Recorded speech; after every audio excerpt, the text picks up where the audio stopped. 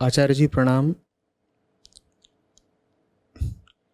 Ramana Maharshi says, the only useful purpose of the present birth is to turn within and realize it. There is nothing else to do.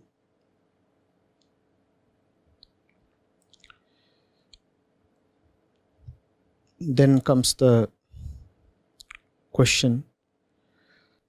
Acharya Ji, during Ramana Maharshi's lifetime, there were people who were sincerely engaged in spiritual pursuits, and yet there were many others who dedicated their life for the country's freedom struggle.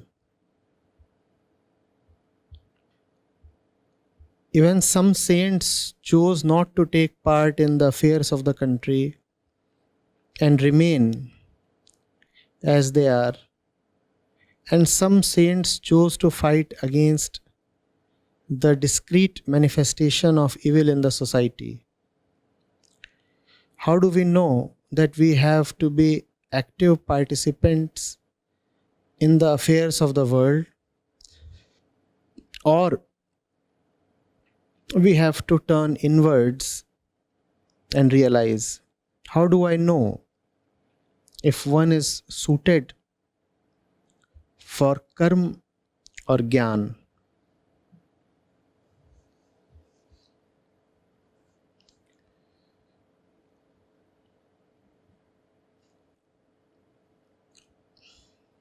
These are not really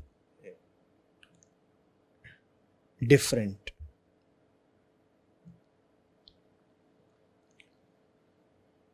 When you say that the country needed to be liberated, what is it that you exactly mean?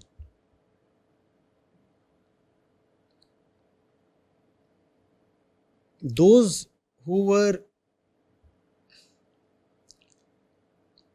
deeply into the freedom struggle never said that their objective is merely the change of political leadership at the center.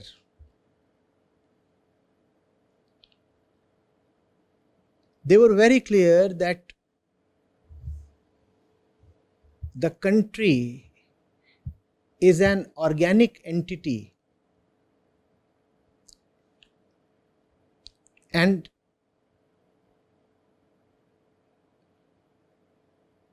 is represented by people, and it represents a mass of people. The country is the people.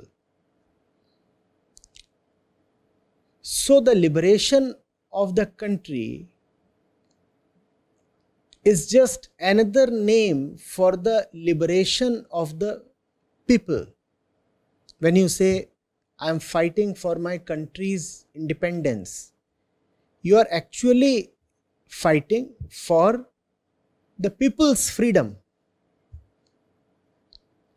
And if one says that one is fighting for the people's freedom, it is obvious that mere political freedom would be a very nominal freedom. Things have to really change from a state of bondage to a state of liberation for the common man. That is what is meant by freedom, right?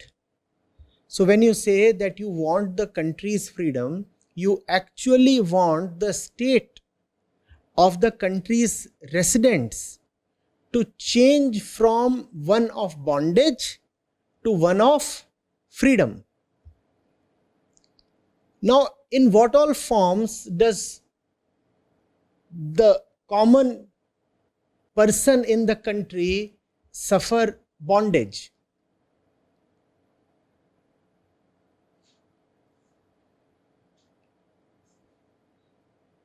Look at his life.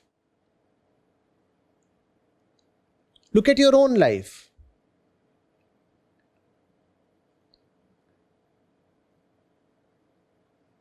Is the bondage merely political? Is bondage or slavery or dependence merely political? In fact, political subjugation is a small part of the total set of dependencies that one lives in.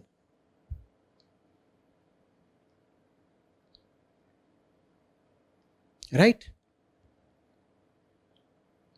It is just that political subjugation is often the most visible and one of the loudest elements in the overall set of forces that dominate and enslave us.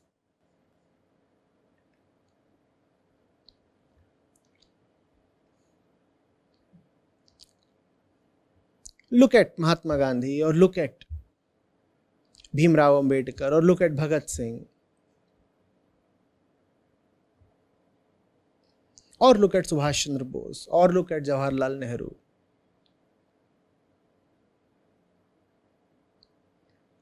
Or look at Madan Mohan Malviya.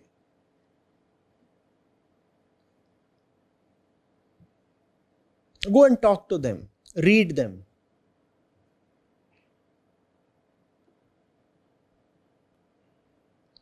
Surely their agenda was not at all limited to driving the British away.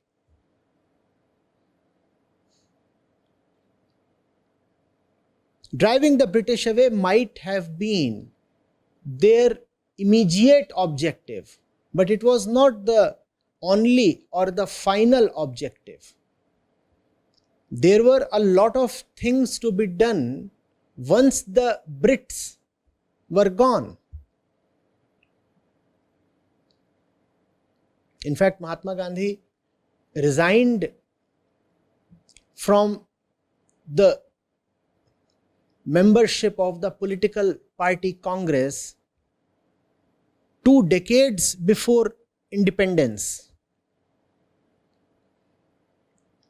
And he said that his work would now be about emancipating the masses from their inner bondages. So he took up programs against the caste system, towards empowerment of the village unit, towards communal amity, towards cleanliness, towards a self-sufficient village economy, and such things. Right? Anybody who will go deep into the minds of the freedom fighters will discover that gaining independence from Britain was just the starting point in their agenda. And then there was a lot more to be done. That lot more was already being done by Ramana Maharshi.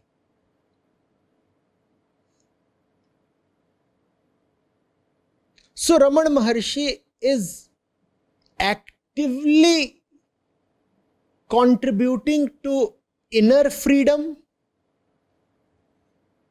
and passively contributing to political freedom.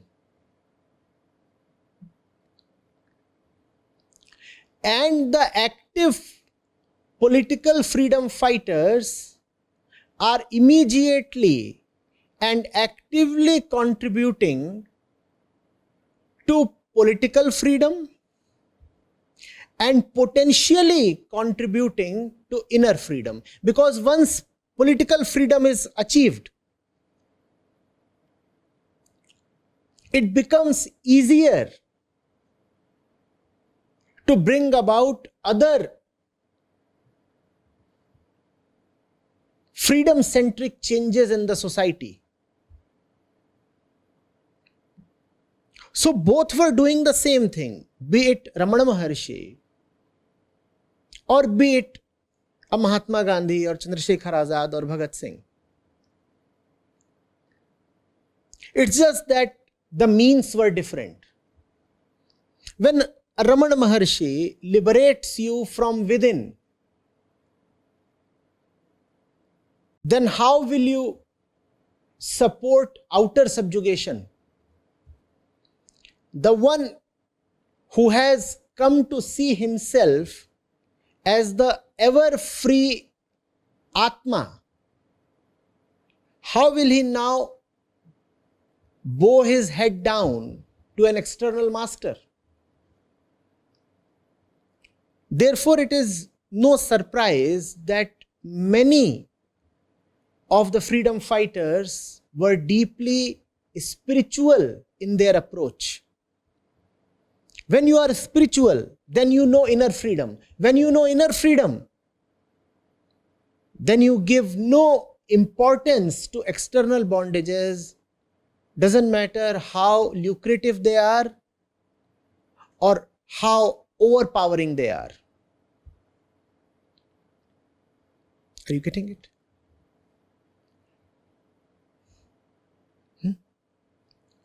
So, Ramana Maharshi is liberating you from within. The political activists, the known freedom fighters, they are liberating you from without. Both are actually attempting the same thing towards the same end, which is complete liberation of the individual.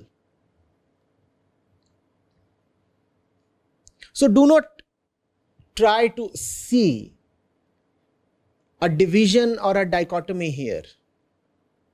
You have asked, which marg, path do I take, karma or gyan? It almost sounds like karma is the path of agyan.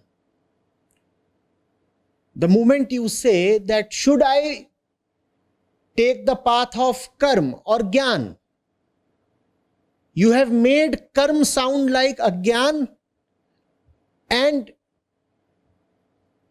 gyan sound like akarmanyata. As if the Gyan yogi is the one who does nothing and the karma yogi is the one who knows nothing. What kind of an impossible division is this? Gyan leads to the right karma, and often that right karma is very vigorous, very energetic, very explosive. At the same time, the right karma yogi cannot proceed with his karma without realizing what karma is and to what end must karma, action, be made. These two are one. It's just that one starts from this place, the other starts from this place. But they meet in the same place. They are attempting the same thing. In fact, they are walking down the same road. It's just that one starts off keeping his left foot ahead and the other starts off keeping his right foot ahead. So that is the great difference that you can find between these two. Both are walking down the same road towards the same destination. One is walking left, right, left, right, left. The other is walking right, left, right, left, right. And you are saying, see, they are different. How different are they? How different are they?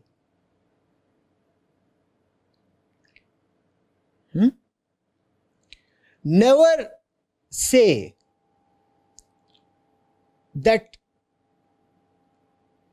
the presence of somebody like Ramana Maharshi does not contribute to the welfare of the country, including the political welfare of the country. Even if he does not directly jump into the freedom struggle, he has his own ways. In fact, he used to say, how do you know that I'm not bringing about a great social change by just sitting here? It's a question of means. There are those who roam about the entire country. There are those who bring about a revolution by using bombs and grenades and guns and pistols. And then there is the way of Ramana Maharshi. He too is bringing about a revolution in his own way of silence. That was his way, the way of silence. But do not think that his way was any less effective. It was actually more effective. It always has been more effective. Revolutions that start from inside, revolutions that affect the very core of man, are always more successful than revolutions that seem to change merely the political order. After all, if the political order changes, then you just change your master, your political master. Your slavery remains the same. And how does it help you if you just switch from one master to the other, if you are to continue as a slave? The white Sahib went away, we rejoiced, and his place was taken by the brown Sahib. What kind of freedom is this if we are not gaining internal freedom?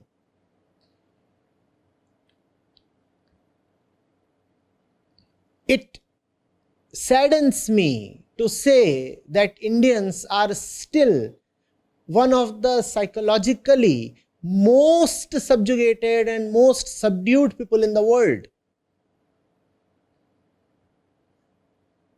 The imprint of years of slavery is still too thick on us. Politically and externally, we might have gained freedom, but internally we are far from free. That doesn't mean that the rest of the world is very free. The rest of the world too lives in inner subjugations. But we Indians seem to be a step ahead of them as far as choosing slavery is concerned.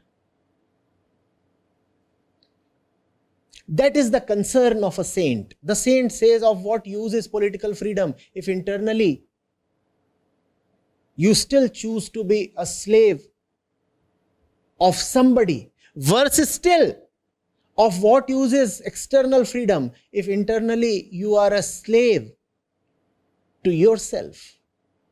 The worst slavery is when you are your own slave, when you are a slave to your own ego, when you are a slave to your own vrittis, carnal tendencies, hormonal upsurges, social conditioning, physical compulsiveness. When you are a slave to all these, of what use is external freedom? Of course, it is of some use, but very limited use. Much more important is inner freedom. So when you have somebody like Ramana Maharshi kindly do not try to draw a distinction. Do not say, oh, Ramana Maharshi did not do anything for the country's freedom. There were others who were doing a lot. Not true. It is impossible that you have somebody like Ramana Maharshi and he does not bring you to the truest of freedoms. At the same time, great respect is deserved by those who fought for freedom from the yoke of alien masters for an occupation. Because an external climate of political freedom enables inner freedom as well. So these two go hand in hand. It's just that even though these two go hand in hand, among these two, among inner freedom and outer freedom, the more important one is inner freedom. Both are important. Inner freedom and outer freedom, both are two sides of the same coin. But if one has to choose between the two, the more important one is inner freedom. Why is inner freedom more important? The reason is very obvious. Please understand. The world is a great system that you really cannot affect or control or determine. You do not know what would happen next. As we sit here, an earthquake may strike us right now. We have no control over that. And there is very little predictability in life. So external situations and circumstances and events cannot even be predicted, let alone controlled. However, there is one thing that you can always be a master of. What? Your inner self. Therefore, those who have known the external world and the inner world have said both freedoms are important, external freedom and inner freedom. But external freedom would always remain a thing of chance, a little dicey. Inner freedom is guaranteed. You are your own master. Outside, things can change by way of accident or coincidence. Inside, no accident is possible without your permission. Inside, you are the only one. Inside, you are the ruler. Therefore, if you have to choose between these two, inner freedom and outer freedom, choose inner freedom. And if possible, have both, inner and outer. Both are important. Among these two, more important one is the inner one. Right? So, Ramana Maharshi is every bit as much of a freedom fighter as the greatest name we can take in the glorious list of freedom fighters we have had. Right? But in his own way, in his way of silence, in his way of inwardness. Getting it?